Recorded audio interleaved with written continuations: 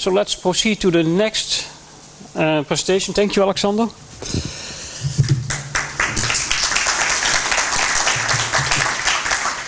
I have to watch the list in order to... It's Bob Woldringh from Fugro, I understand also. And he's going to talk about high-tech advances in levee monitoring and evaluation tools for flood risk management. Leo, I give you the chair because I do not have much more information here. And okay, well, you have to introduce yourself better than I can. My name is Bob. Leo is my colleague. I'm going to give a presentation that's based on the levee evaluations as they have been performed or actually are still being performed in California, United States. I was with Fugro Consultants in California. Leo is with Fugro in the Netherlands. Both companies work on levee evaluations. Maybe it's hard to believe, but the United States and the Netherlands do communicate with each other. And so we exchange slides every once in a while. So some of the slides I have, Leo showed you too. That gives me an opportunity to run through those slides a little faster and put some emphasis on other things than I thought I would. In the meantime, I think we're trying to set up the computer. That is because I have some Acrobat PDFs linked into my PowerPoint presentation, but these Acrobat PDFs are 3D. Nowadays, it's very easy to display 3D information on a 2D screen. The links didn't work on the conference computer, so we're trying to have it work on this computer, and we'll just see how far I get. So this is Fugro. I'm going to skip that one. The only thing we have 50 aircrafts and 50 vessels. That's the only thing that impresses me and my family.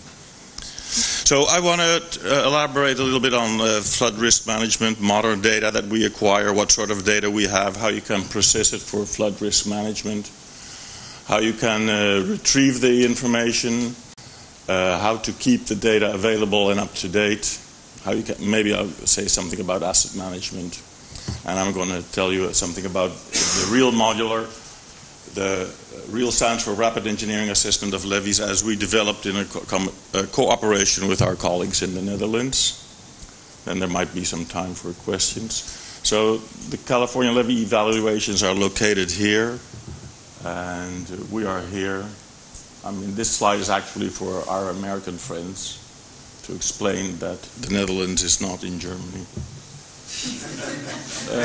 This is I wasn't planning to put too much time in this, but this is something nice. When I arrived in California to assist with the California levee evaluations, people were evaluating the 50-year flood event, so a flood surface elevation, of a water surface elevation having an occurrence frequency of once every 50 years. That means if you observe a 30-year time, that's a normal mortgage in the United States, then there's about 45% chance that you will see that water surface elevation. But if you intend to live for 100 years, there's about almost 90% chance that you're going to see that water surface elevation. So we started with the levee evaluations for this 50-year event, and while we were doing these evaluations, the client, the California Department of Water Resources, asked us to look at the 100-year flood event.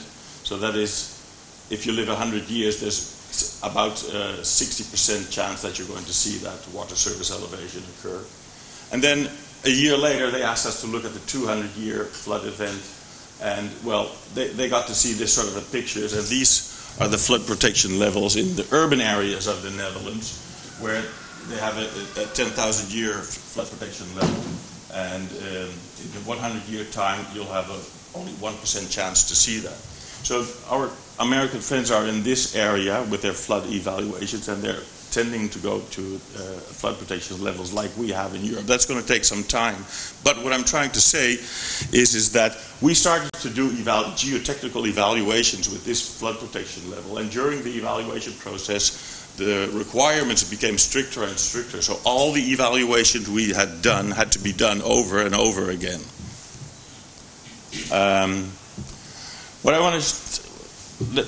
what I want to show you here is how we evolved. At the beginning, people did slope stability analysis at a drawing board. Their analysis results were stored in an archive, and the reports were hard copies. Not too long ago, I've seen this time, we did the 2D analysis on the computer, stored the information on floppy disks, but still we came out with hard copies of a report. Nowadays, people are already working with 2D finite element methods and coming up with colored graphics, still 2D. Already available in some research settings, 3D analyses are performed. You can look at the data in a 3D data cave. You can be in an environment where you see the true data 3D. And the data is stored in ArcGIS systems and can be retrieved through ArcGIS. Most people are here now. We just do 2D analysis with computers stored on a hard drive, but still most consultants come up with a hard copy of a report and again colored graphics. Where we wanted to be is do the 3D analysis and store everything in ArcGIS so it's made easy accessible. So how do you get from here to here? Well, a first step is the real process, as Leo indicated. I don't know why the graphic doesn't show that well on this screen. It looks good here, but a lot of data is acquired through airborne sensors. This is a LiDAR survey where you gather data approximately 1 dot per 10 square meters. This is a helicopter corridor LiDAR survey where you acquire about 400 dots per square meter. 100 dots per square meter, and this is a boat doing a survey of the river bottom. It's about 500 dots per square meter. For geotechnical reasons, you don't need those dense data sets. 1 dot per square meter should be enough. But anyway, this is the data density that you get.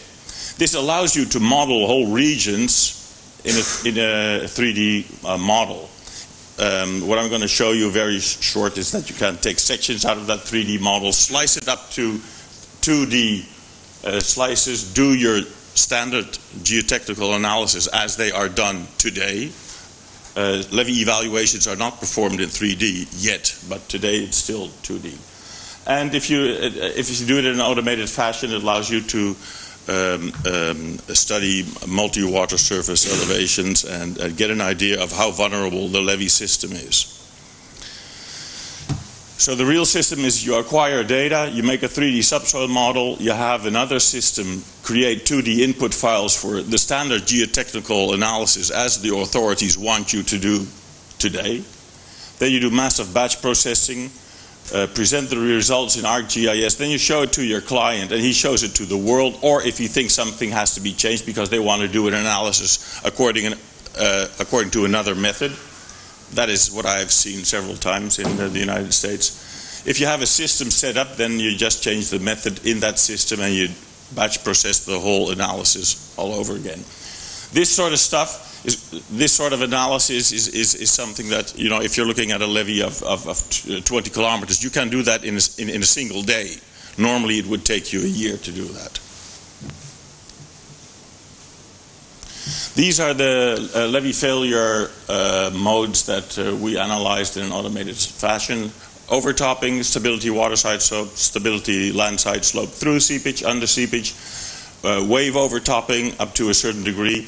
This should have been blanked out. We didn't look at erosion. And at this moment we're working on automated levee evaluations where we include levee vegetation studies.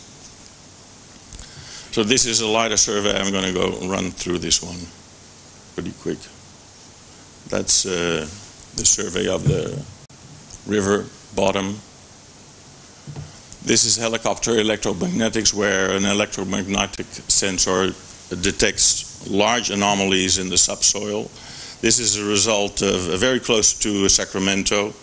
This is a 3D data set, and this is how we detected large anomalies. And the large anomalies for these levees problems are sand bodies underneath the levee caused by paleo channels. So this is another survey of a coastline. survey in the year 2010, survey in the year 2011. You can subtract both data sets, and then you'll get an idea of where there was sedimentation and where erosion. This is a 3D graphic, and this is an ordinary PDF Acrobat file. It should work on your computer at home. I had problems here because we had to install the software, but I'm just going to give it a try. Okay, this is it. So this is a levee where we have a scour. Now, this is in Dutch, and he's asking if I'm okay with it. Who cares? So this is a scour here. You should see the coordinates anyway. This dot has a coordinate x, y, z that had to be. You had to see it here, but because of this version of Acrobat, it doesn't show it here. You can go on top of the levee. You can see that you should have seen that the distance from the top of the levee to the scour is about 60 foot, so that's about 20 meters. Only 3 minutes or seconds? Minutes. Minutes, okay, I'll run through it. Well, this is helicopter LiDAR and bathymetry merged into a 3D model. This is not an artist impression. This is real data from the Natoma areas in the Sacramento, in California, Sacramento. This is the 3D model. This is a visualization. I'm going to run all the videos at the same time for you to meet the 3 minutes. Again, this is not an artist impression. This is the real data. Okay. This is when you're looking underneath the model. The bore logs are still there, are there. This is the idea. You take a bite out of the 3D model, you discuss it with your client. The client is sometimes has a lot of information in their archives. If we come up with a model like this, the client could say, well, we think the sand layer progresses through the levee, and we want you to have a sand layer there. So you model it, and it's not too difficult to do that. The engineers determine certain lines, like this is, we think this is the foot of the levee, that's the waterside toe of the levee, that's the landside toe of the levee. We think that this is the crest, landside crest, waterside crest, all that sort of lines. You need that for your evaluations. You can put it in. You can have the system make slices for you. So an automated process makes 2D slices out of the 3D model, and these 2D slices are in a format that standard software can accept for processing. That's a sort of a landslide too. So this is actually our procedures. You see no hands, it goes all automatic. All these analyses can be performed in an automated fashion. The center-to-center distance of these analysis sections could be 1 inch or 1 centimeter. Could also be 1,000 meters if you want. It's just, the computer doesn't care what the distance is between the sections that it processes. But let me see, 1 minute? Well, you want to see something nice or not? So, well, I just skipped one. This is the standard way as engineers process their information. 1 analysis section per what? Per kilometer, per 2 kilometers. We did the analysis sections once every meter, or 2 meters actually. And that gives you a better impression of what's going on. Leo showed you a similar slide like this. So this is the water surface elevation with a 10-year event. The water rises, 100-year event, 200-year event. And you see where the problems start to surface in the area. This is a Dutch project. This is the Sacramento project. If you do analysis, not 1 analysis per reach, this is approximately a kilometer. You don't do 1 analysis per reach, but you do 1,000 analysis per reach. This allows you to target better the problems of the area, and that allows you to spend your limited money, your limited funds, much more effectively. Well, in order to keep, I'm not going to show you this one. Levee vegetation. This is a very hot issue, and even if you say it's stop now, this is the hottest. This is where we can make money as consultants. The U.S. Army Corps had visited the Netherlands, and they came back to the United States, and they say that no vegetation on the levees is allowed. The California Department of Water Resources estimated that they have about 3,500 kilometers of levees with vegetation on it, and in order to remove it, it's going to cost 5.5 billion euros, and that is a serious issue. So what can you do about it? Well, we have sensors, boat-borne and helicopter-borne sensors that can detect trees. It can be done in automated fashion. I'm going to show you, well, we can identify species, distinguish whether the trees are healthy or not, get an indication of the distribution of the gaps in the vegetation. And a lot of people nowadays, that are the people in the forest industry in Canada, they think that LiDAR provides better information than man does itself. These are examples. This is a helicopter survey. This is aerial mapping. This is a survey where we indicated the height of the trees and whether the trees are healthy or not. Here we determine the crown of the trees and the species. And we're in an ongoing process to develop an automated module to evaluate the data that we surveyed. Okay, the 3D model can be used for in asset management too. This is the model you saw in the video. This is fake. This is not a true airport. We just put that in. Last nice picture. Oh yeah. Okay. Oh well. The port authorities in New York are already doing this, and the port authorities are also responsible for 3 airports there. So you can do if you can do a lot of analysis in an automated fashion, standard analysis as accepted today. You can do probabilistic analysis too. So, you know what? Thank you.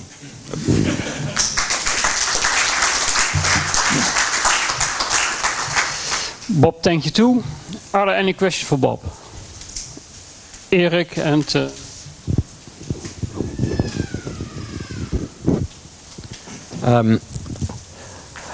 I saw those 3D subsoil models, yeah, and I'm wondering how many boreholes, what is the density of boreholes that goes into building up a good and reliable subsoil model? Because that's a very easy question to answer.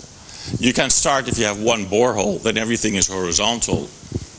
So if you're asking me how many boreholes do the California levee evaluations have, that's unbelievable much, a lot. Mm-hmm. It's a lot. It's enormous.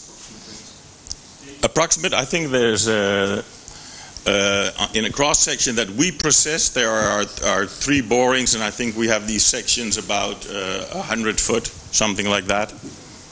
It's they have an enormous amount of information, but the question is all information reliable, and that's a problem.